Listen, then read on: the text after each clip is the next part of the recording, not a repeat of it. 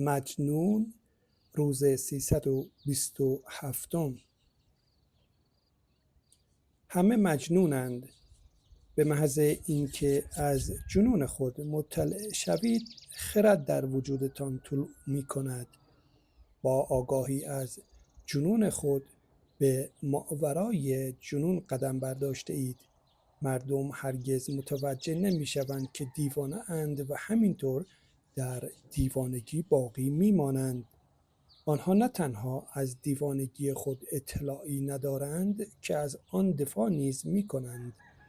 آنها می کوشند دلایل مختلف بیاورند و ثابت کنند که عاقلند.